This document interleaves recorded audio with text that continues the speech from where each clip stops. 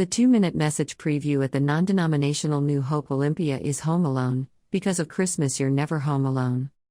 Loneliness. We've all felt it, we've all experienced it at one time or another.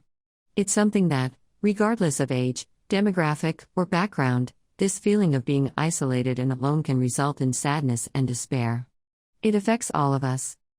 It is a certainty in life.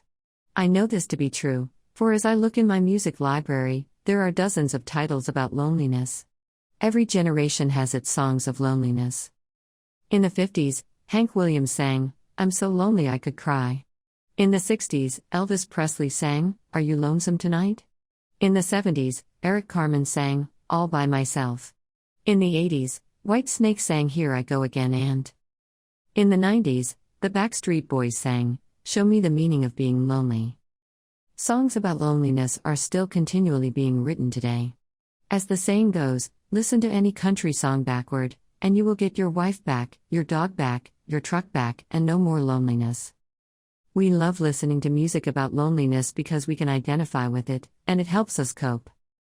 We will see in this weekend's message that while you and I may occasionally feel lonely and battle bouts of loneliness, as Christians, it is a fact of life that we are never alone. Christians can be lonely, but Christians can never be alone. Christmas is all about Emmanuel, God is with us. Many of us have seen the movie Home Alone. 'Twas the night before Christmas, when all through the home, one boy would discover he'd been left all alone. I made my family disappear.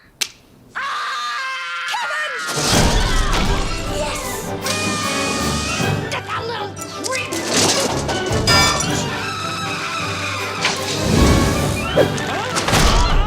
Don't worry, Marv, I'll get him for you! You guys give up, or you're thirsty for more? Home Alone, sure, the greatest holiday family film ever. In it, a large family goes on a Christmas vacation, accidentally leaving their 10-year-old son at home. When they reach their destination, they realize what they have done but cannot quickly book a return flight home. In the meantime, robbers try breaking into the family house, but the young kid can foil their schemes. Jesus says, "I will not leave you like orphans, I will come to you. Before long, the world will not see me anymore, but you will see me." Jesus wanted the disciples to know that they would not be left home alone when he ascended into heaven. Jesus tells his disciples that he will pray to the Father, and the Father will send another counselor to be with them forever. This counselor is the Holy Spirit. The word used to describe the Holy Spirit is translated as comforter, counselor, advocate, or friend. Isaiah the prophet tells us in Isaiah chapter 9 and verse 6, "For unto us a child is born, unto us a son is given, and the government will be upon his shoulder. And his name will be Wonderful, Counselor, Mighty God, Everlasting Father, Prince of Peace." Pastor Dell will make 6 statements about loneliness in his weekend message and share 5 ways to handle loneliness with us. These handles are the ones that the Apostle Paul used in his season of loneliness. These handles are found in 2 Timothy chapter 4, verses 16 to 17. "At my first offense, no one stood with me, but all forsook me.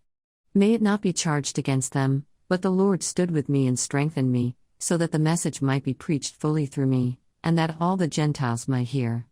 Also, I was delivered out of the mouth of the lion.